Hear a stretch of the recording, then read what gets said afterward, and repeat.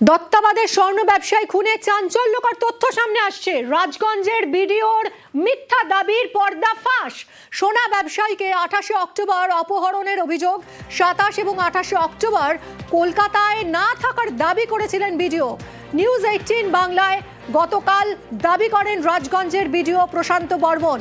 পুলিশের হাতে অক্টোবরের শেষে বিডিওর কলকাতায় আসার তথ্য আমরা আরো জানবো। আমার সঙ্গে সরাসরি রয়েছে আমাদের প্রতিনিধি অনুপ। গতকাল নিউজ 18 বাংলাকে বলেছিলেন এই বিডিও যে তিনি ওই সময়টাই কলকাতাতে তিনি ছিলেনই না। কি তথ্য এই মুহূর্তে হাতে এসছে পুলিশের?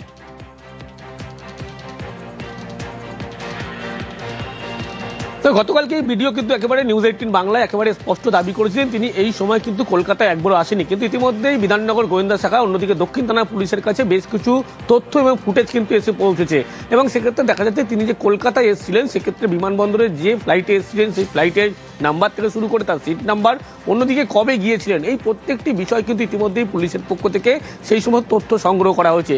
অন্যদিকে বিমানবন্দরে ঢোকা মানে কলকাতায় আসা এবং কলকাতা ছেড়ে যে সময় পৌঁছে চলে যাওয়ার মুহূর্ত সেই ক্যামেরা ও সিসি ক্যামেরা ফুটেজ কিন্তু ইতিমধ্যে পুলিশের পক্ষ থেকে সংগ্রহ করা হয়েছে। পুলিশের পক্ষ থেকে এতদিন ধরে দেখা যাচ্ছিল যে বিভিন্ন রকম কিন্তু তথ্য সংগ্রহের কাজ চলছিল। এবারে ভিডিওর যে গতিবিধি, অর্থাৎ তিনি কলকাতায় এসেছিলেন কবে, কলকাতা থেকে কবে গেলেন, এই গোটা গতিবিধি কিন্তু পুলিশের পক্ষ থেকে তথ্য নেওয়া হলো এবং পুলিশের পক্ষ থেকে কিন্তু দেখা গেল এই সমস্ত তথ্য যেমন জোগাড় করা হলো তার পাশাপাশি ডিটেলসে নেওয়া হলো কবে এসেছিলেন, কোন সময় এসেছিলেন, কবে গিয়েছেন কলকাতা ছেড়ে এবং সেই সময়কার তখনকার সময়কার একটি ভিডিও, যে ভিডিও দেখা যাচ্ছে যে ভিডিও কলকাতায় আসছেন এবং কলকাতা থেকে যেদিনকে আবার বাগডোগরার উদ্দেশ্যে ফিরে যাচ্ছেন।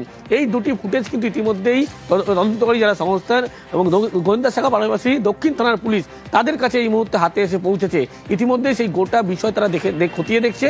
অন্যদিকে ফুটেজ যেমন খতিয়ে দেখা হচ্ছে, তারই পাশাপাশি এই সমস্ত তথ্য ইতিমধ্যে বিমানবন্দর কর্তৃপক্ষের পক্ষ থেকে তাদের হাতে কিন্তু তুলে দেওয়া হয়েছে। সঙ্গে থাকুন। রাজগঞ্জের ভিডিওর মিথ্যা দাবির পর্দাফাঁস।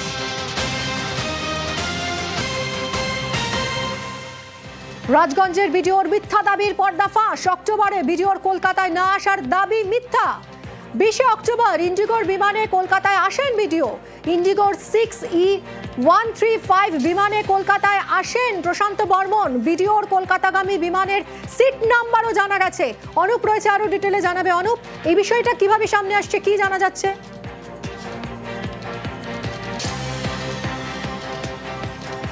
ভিডিও যে কলকাতা এসেছিল সেই তথ্য কিন্তু ইতিমধ্যে নিউজ 18 বাংলার হাতে, কারণ গতকালই কিন্তু ভিডিওর পক্ষ থেকে বলা হয়েছিল তিনি এই সময়ে কলকাতায় কোনোভাবে আসেননি এবং কলকাতায় তার কাজ ছিল না, এমনটা জানিয়েছেন। কিন্তু দেখা যাচ্ছে যে একেবারে 20 অক্টোবর সেক্ষেত্রে কিন্তু তিনি কলকাতায় এসেছেন। 6E135 এই বিমান ছিল, 25 নম্বর কিন্তু মিডিল সিট ছিল তার এবং ঠিক সন্ধ্যা 6:35 ফ্লাইটে কিন্তু তিনি কলকাতায় এসেছিলেন।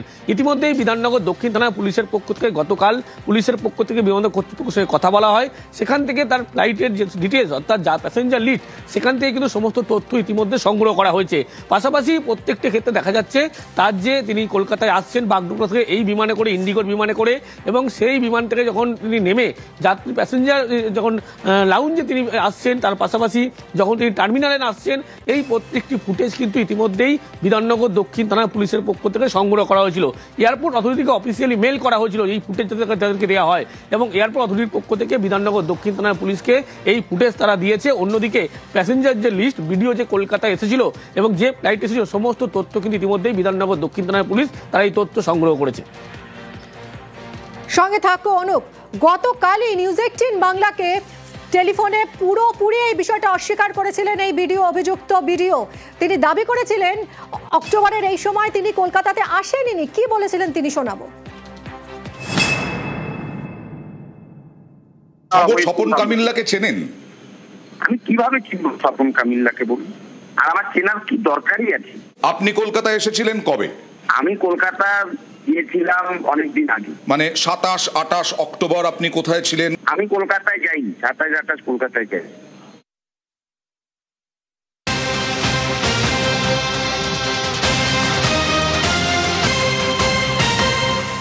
27-28 অক্টোবর তিনি কলকাতায় আসেননি বলে নিউজ 18 বাংলায় দাবি করেছিলেন এই অভিযুক্ত ভিডিও। দত্তাবাদের স্বর্ণ ব্যবসায়ী খুনের চাঞ্চল্যকর তথ্য সামনে আসছে।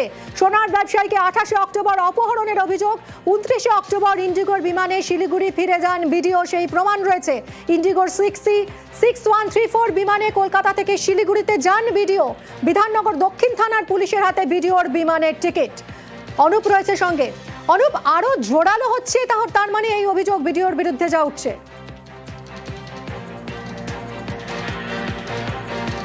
তো ভিডিও প্রত্যেক কথা কিন্তু অস্বীকার করলেও আরো কিন্তু জোরালো হচ্ছে এই তথ্য। পুলিশের পক্ষ থেকে তথ্য কিন্তু সংগ্রহ করা হচ্ছে। সেক্ষেত্রে দেখা যাচ্ছে তিনি কিন্তু 9 দিন কলকাতায় ছিলেন। 20 তারিখে একেবারে কলকাতায় আসেন 20 অক্টোবর। পরবর্তী ক্ষেত্রে দেখা যাচ্ছে 29 অক্টোবর তিনি কলকাতা থেকে আবার বাগডোগরাতে শিলিগুড়ি ফিরে যাচ্ছেন। সেক্ষেত্রে দেখা যাচ্ছে সন্ধ্যা 6:10 ঘড়ির কাঁটায় তখন কিন্তু এই যে ফ্লাইট এবং সেখানে 6134 এই বিমানে করে তিনি ফিরে গেছিলেন এবং সিট নাম্বার ছিল 26A এবং উইন্ডো সিট ছিল, কিন্তু এমনটাই কিন্তু একেবারে পুলিশের পক্ষ থেকে স্পষ্ট করা হচ্ছে। এবং গতকালই বিধাননগর দক্ষিণ থানার পুলিশ তারা কিন্তু এয়ারপোর্টে পৌঁছয় এবং সেখানে আগেই পুলিশের পক্ষ থেকে অফিসিয়ালি মেল করা হয়েছিল যাতে তাদের এই ফুটেজ একেবারে দেওয়া হয়। এবং পুলিশের পক্ষ থেকে মেল করার পরবর্তী ক্ষেত্রে বিমানবন্দর কর্তৃপক্ষ সেই ফুটেজ অর্থাৎ ভিডিও যে কলকাতায় এসেছিলেন, কলকাতা থেকে আবার ফিরে গিয়েছেন, এই প্রত্যেকটি ফুটেজ কিন্তু ইতিমধ্যেই পুলিশের হাতে। শুধু ফুটেজ নয়, অন্যদিকে দেখলে তার প্যাসেঞ্জার লিস্টের যে টিকিটের নাম থাকে সেই প্রত্যেকটি নাম, সিট নাম্বার, কখন গিয়েছিলেন, কখন এসেছিলেন, গোটা গতিবিধির যে ফুটেজ সেই ফুটেজ কিন্তু ইতিমধ্যেই পুলিশ সংগ্রহ করেছে। পুলিশের পক্ষ থেকে প্রথম থেকে দেখা যাচ্ছিল একেবারে তথ্য সংগ্রহের কাজ চলছিল, এভিডেন্স জোগাড়ের কাজ চলছিল, ডিজিটাল এভিডেন্স জোগাড়ের কাজ চলছিল। পুলিশের পক্ষ থেকে কিন্তু দেখা গেল গতকাল একেবারে বিধাননগর দক্ষিণ থানার পুলিশ তারা এয়ারপোর্টে পৌঁছলো এবং সেখান থেকে এই সময় তথ্য নিল। তার পাশাপাশি একেবারে ফুটেজ সংগ্রহ করলো, যে ফুটেজ কিন্তু একেবারে আগামীতে তদন্ত প্রক্রিয়া যাতে এগিয়ে নেওয়া যায় সেদিকে কিন্তু আরও এই গ্রহণ হবে এমনটা মনে করা হচ্ছে। তার কারণ ফুটেজই কিন্তু একেবারে পুলিশ হাতিয়ার করছে। প্রথম দিন থেকে লক্ষ্য করা 7 ঘন্টা বেশি ফুটেজ কিন্তু হাতিয়ার করেছিল। তার পরবর্তী ক্ষেত্রে নতুন করে জোরালো হলো এয়ারপোর্টের ফুটেজ। এখান থেকে কিন্তু একেবারে পুলিশের পক্ষ থেকে বলা হচ্ছে গোটা গতিবিধি তারা কিন্তু একেবারে নজর রাখছে এবং গতকালই বিমানবন্দর কর্তৃপক্ষ থেকে এই ফুটেজ সংগ্রহ করেছে এবং তথ্য কিন্তু ইতিমধ্যেই সংগ্রহ করেছে বিধাননগর দক্ষিণ থানার পুলিশ। মিমি, অনেক তুমি সঙ্গে থাকো। গতকালই নিউজ 18 বাংলায় এই অস্বীকার করেছেন এই ভিডিও পুরোপুরি যে 27 এবং 28 অক্টোবর তিনি কলকাতায় ছিলেনই না, তিনি আসেননি। আরো একবার শুনুন কি বলেছিলেন তিনি। স্বপন কামিল্লাকে চেনেন? আমি কিভাবে চিনবো স্বপন কামিল্লাকে বলুন? আর আমার চেনার কি দরকারই আছে? আপনি কলকাতায় এসেছিলেন কবে? আমি কলকাতা গিয়েছিলাম অনেকদিন আগে। মানে 27-28 অক্টোবর আপনি কোথায় ছিলেন? আমি কলকাতায় যাইনি, 27-28 কলকাতায় যাই। খুনের অভিযোগে পাল্টা চক্রান্তের অভিযোগ করছেন ভিডিও। সোনা ব্যবসায়ীর খুনে যোগ অস্বীকার করছেন ভিডিও। রাজগঞ্জের ভিডিও প্রশান্ত বর্মনের চাঞ্চল্যকর বক্তব্য। নিহত স্বপন কামিল্লাকে তিনি চেনেনই না এরকমই দাবি করেছেন। খুনের দিন কলকাতায় ছিলেন না বলে দাবি করেছেন। দাঁতনে উপস্থিতির ভিডিও কারসাজি বলে দাবি করেছেন। নিউ টাউনে তার কোনো বাড়ি নেই বলে দাবি রাজগঞ্জের ভিডিওর। নিজের বা আত্মীয়ের সোনা চুরি হয়নি বলে দাবি করেছেন। পুরো বক্তব্য শোনাবো, ভিডিও কি কি দাবি করেছেন। আমার কোনো ফ্ল্যাট নেই, 1 নম্বর কথা। 2 নম্বর কথা, পুরোপুরি অভিযোগটাই মিথ্যা এবং চক্রান্তের শিকার। আপনার বা আপনার আত্মীয়র বাড়িতে চুরি হয়েছিল কি? আমার বা আমার আত্মীয়র কারো বাড়িতেই চুরি হয়নি। আপনি কলকাতায় এসেছিলেন কবে? আমি কলকাতা গিয়েছিলাম অনেকদিন আগে। মানে 27-28 অক্টোবর আপনি কোথায় ছিলেন? আমি কলকাতায় যাইনি, 27-28 কলকাতায় যাই।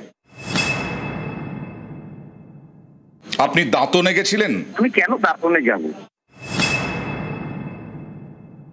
নিউজ 18 বাংলায় একটা ভিডিও দেখুন, পরিবারের দেওয়া স্বপন কামিল্লার বাড়ি হচ্ছে দাঁতনে, ওখানে কিন্তু আপনাকে দেখা যাচ্ছে। কি বলবেন বলুন তো? দেখুন, এখন কিসের যুগ চলছে আপনারা সংবাদ মাধ্যম তো ভালো করে জানেন, কার ছবি কিভাবে বিকৃত করে কি করা হয়। এটা আমি পরিষ্কার আপনাদেরকে বলছি, এটা একটা চক্রান্ত চলছে, চক্রান্তকারীরা চক্রান্ত করে যাচ্ছেন। সোনার দোকানের যিনি মালিক, স্বপন কামিল্লার বাড়ির মালিক, তিনিও বলছেন তাকে নাকি তুলে নিয়ে গিয়ে মারধর করেছেন। আমি আপনাকে বলছি শুনুন, আমি তো এত বোকা নই, আইন তো জানি, আইনকে এখনো আমি হাতে নিতে পারবো না। আপনি স্বপন কামিল্লাকে চেনেন? আমি কিভাবে চিনবো স্বপন কামিল্লাকে বলুন? আর আমার চেনার কি দরকারই আছে? আপনি অশোক করকে চেনেন? অশোক করকে আমার কি দরকার আছে চেনার? আপনাদের কাছে নামগুলো শুনছি। আপনাদের নিউজ 18-এ আমি অনেকগুলো বাড়ির ছবি দেখাইয়েছেন, আমি দেখেছি, আপনাদেরকে ধন্যবাদ জানাচ্ছি। আপনারা এগুলো একটু এভিডেন্স করে দিন না, এই বাড়িটা ওনার কাগজ এটা, এই বাড়িটা ওনার এই কাগজ এটা।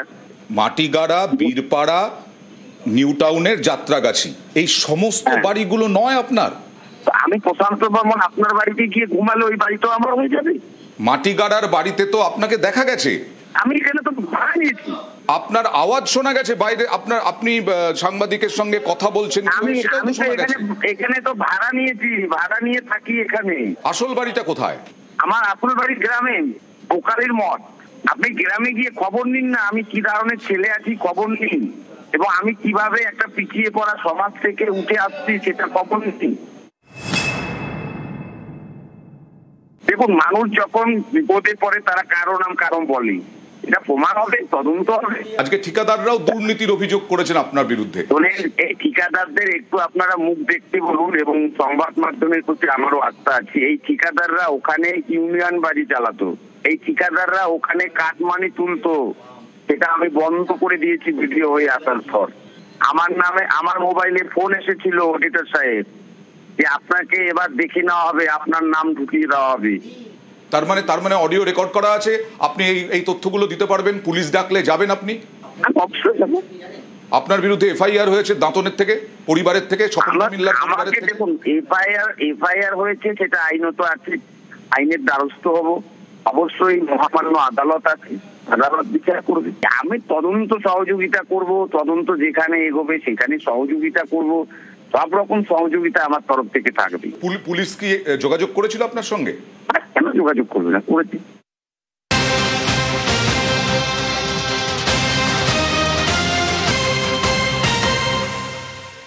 অভিযুক্ত রাজগঞ্জের বিধায়ক প্রশান্ত বর্মনের বাড়িতে কাজ করেন অশোক কর, তার কুকুর দেখাশোনা করেন। এই অশোক করকে জিজ্ঞাসাবাদ। অশোক করের বিরুদ্ধে বিডিওর বাড়িতে চুরির অভিযোগ, চুরি করায় বিডিওর বিরুদ্ধে মারধরের অভিযোগ অশোকের। গতকালই নিউজ 18 বাংলায় বিস্ফোরক অশোক কর, বিডিওর কীর্তি ফাঁস করে অভিযুক্ত অশোক কর। বিডিওর যাবতীয় কুকীর্তি ফাঁস করে দেয় এই অভিযুক্ত অশোক কর। কথা বলবো আবারও অনুপ রয়েছে সঙ্গে। অনুপ, এই অশোক করকে কি পুলিশ জিজ্ঞাসাবাদ করছে?